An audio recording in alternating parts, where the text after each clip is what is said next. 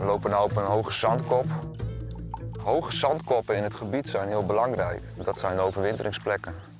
Als een reptiel overwintert, dan moet hij enerzijds boven het grondwaterpeil zitten en anderzijds onder de vorstgrens.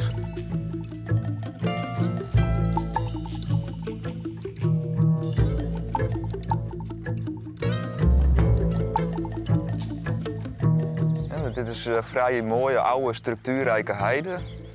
En je kan wel zien dat er tussen de heide allemaal mooie open plekken zitten die begroeid zijn met mos. En vaak liggen ze in die open plekjes tussen het mos liggen ze dan te zonnen. Ja. Dus die structuur in de vegetatie die je hier ziet, die is voor reptielen ook echt heel belangrijk. Het is voor deze tijd van het jaar relatief koud. Ja. Het voorjaar komt wat slecht op gang dit jaar. Maar de zon schijnt en er staat weinig wind, dus in dat opzicht maken we een zeer goede kans. En dan zou je ze nu waarschijnlijk zonnebadend zien liggen ergens. Ja. Echt de warmte opnemen. Ja. Vaak liggen slangen die liggen te zonnen liggen vaak opgerold. Niet altijd, soms liggen ze ook lang uit. Maar ja, als ze opgerold liggen, dan hebben ze natuurlijk een bepaalde ronde vorm van een bepaalde omvang. En daarnaast zoek je inderdaad ook naar het patroon. Een ader heeft natuurlijk een heel mooi zigzagpatroon op zijn rug. En enerzijds zorgt dat zigzagpatroon natuurlijk voor camouflage.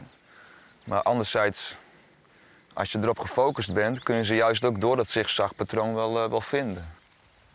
Ja, er ligt nou een adder recht voor mijn voeten. En hij ligt stil. Even kijken hoor. Kan je hem aanwijzen? Oh, daar. Waar heb ik een shot, denk je? Als ik hier ga staan? Misschien even zo omlopen.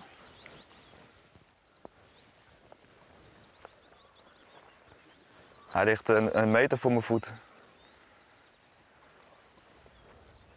Oh ja, ik zie hem. Oh, dat moet wel lukken. Ik blijf daar bewust heel stil staan, ja. Ja, als ik nou te veel beweeg, dan gaat hij er vandoor. Hij beweegt ook met zijn kop en hij tongelt nu, dus hij heeft ons door. Meestal liggen ze net wat meer opgerold. Soms liggen ze ook helemaal lang uit. Maar hij heeft ons in de smiezen. Dus hij heeft ons door en hij probeert in te schatten van kan ik hier blijven liggen of niet. Ja, over het algemeen komen reptielen vooral op de hogere zandgronden voor. Veengebieden en heidegebieden. En dus ja, het Vochteloofveen is in dat opzicht een gebied waar de reptielen van oudsher altijd voor zijn gekomen. Een van de grootste bedreigingen is vergrassing. Wat natuurlijk deels weer wordt veroorzaakt door stikstofdepositie. Daarnaast verdroging kan een grote rol spelen. We hebben natuurlijk een hele aantal droge zomers gehad. Maar gelukkig is het Vochteloofveen een groot gebied, dus het is ook een grote populatie. Dus ja, dan zo'n grotere populatie is ook minder kwetsbaar, dus die kan wel wat hebben.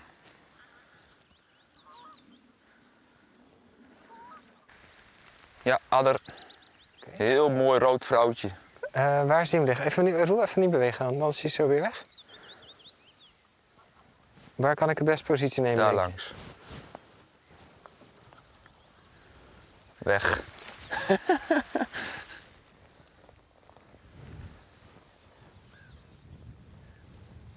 Adder, hier.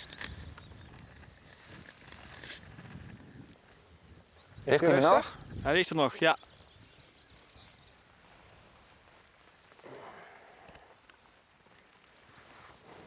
Hij ligt ook een beetje als een soort zonnepaneel naar de zon toe, heb ik het idee. Ja.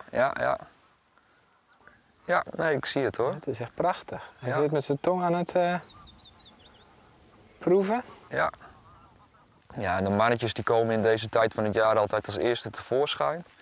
Zeker de eerste adders van het jaar die je ziet, dat zijn eigenlijk bijna altijd mannetjes.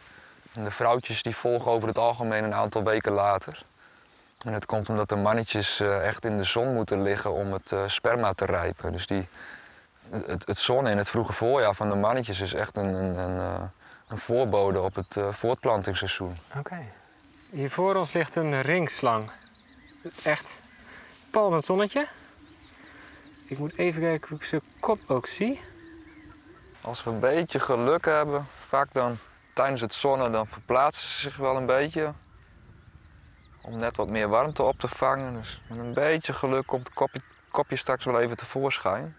Ja, en echt een heel duidelijk ander patroon, hè? Dit is gewoon veel egaler. Ja, dit is volledig egaal. Echt een soort slangenwalhalla hier, joh. Fantastisch. Leuk dat we deze ook nog even zien. Ja, dat is mooi.